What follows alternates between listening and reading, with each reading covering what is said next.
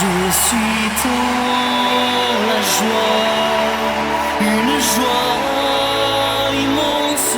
Je suis dans... Padre, vous avez pas un petit mot pour nous?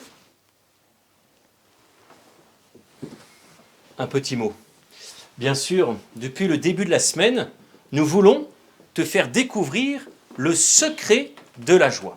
Nous voulons te faire découvrir le secret de la joie. Et le premier jour, tu as vu que le premier secret pour vivre le secret de la joie, c'est la vérité. Et tu as vu, et je t'avais dit qu'il est important dans notre vie d'avoir une soif de la vérité, de rechercher la vérité et de saisir que cette vérité-là, c'est le Christ, qui a dit « Je suis le chemin, la vérité et la vie » dans l'évangile de Saint Jean au chapitre 14, verset 6. Je suis le chemin, la vérité et la vie. Et donc, plus je me rapproche du Christ, plus je vis la vérité, et plus je vis la vérité, plus je suis dans la joie. Et hier, tu as découvert, avec Claire et Augustin et le Padre, tu as découvert que le deuxième secret de la joie, c'est la bienveillance. Alors, qu'est-ce que c'est la bienveillance? Eh bien, la bienveillance, c'est, si tu veux, vouloir le bien de l'autre, mais aussi voir le bien dans l'autre. Et donc, on va prendre ces deux choses pour que tu puisses mieux les saisir. Tout d'abord, voir le bien dans l'autre. Eh bien, il faut que tu saches que Baden-Powell, le fondateur des scouts, il disait « En chaque personne, il y a toujours 5% minimum de bons. À nous de les trouver, de les chercher si tu veux, à nous de les aimer et de les faire grandir. » 5% minimum de bons. Il peut y avoir plus, et j'espère qu'il y a plus, et je suis sûr que si j'étais avec toi, je trouverais qu'il y a beaucoup plus que 5% minimum de bons en toi. Eh bien, de voir cela aussi dans l'autre. De voir le bien dans l'autre. De regarder, si tu veux, l'autre avec les yeux de Dieu. Dieu, quand il te regarde, il voit ce qu'il y a de beau, de bien, de vrai en toi. Et il a envie de les faire grandir. Et tes péchés, eh bien, il les prend et il les met dans son amour, dans la miséricorde, dans le feu de son amour. Il le fait brûler. Ce qu'il veut, c'est le bien, le beau, le vrai et le bon en toi. Eh bien, il faut que tu aies ce même regard sur les autres. C'est cela, la bienveillance, voir le bien dans l'autre. Deuxième chose, c'est vouloir le bien de l'autre.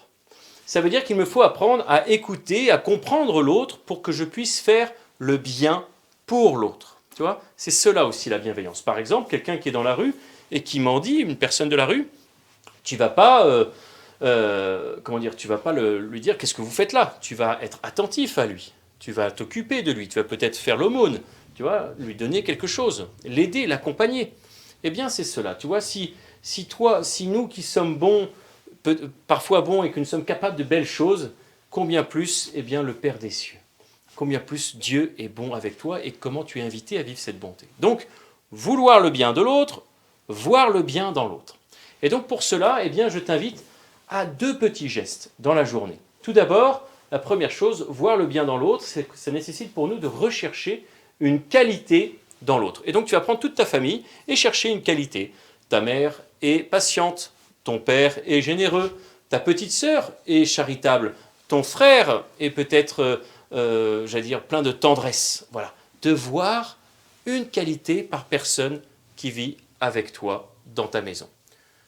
Une qualité. Et puis de faire un compliment à chacun. Ça, c'est vouloir le bien de l'autre. Tiens, maman, ton repas était très bon. Tiens, ma petite sœur a une très jolie robe. Tu vois, de faire un compliment à l'autre. Une qualité, un compliment. Et enfin, pendant le temps de prière, de prier pour les prêtres. De prier pour les prêtres parce qu'on a besoin de la prière des fidèles. On a besoin de ta prière pour pouvoir vivre encore plus ce désir de se donner à Dieu et de se donner à l'Église et aux hommes.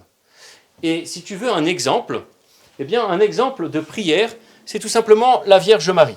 Je l'ai mise ici parce qu'elle nous accompagne toujours. Marie est celle qui a ce regard de bienveillance sur chacun. Marie est celle qui a ce regard de tendresse, de douceur, de patience vis-à-vis de chacun d'entre nous.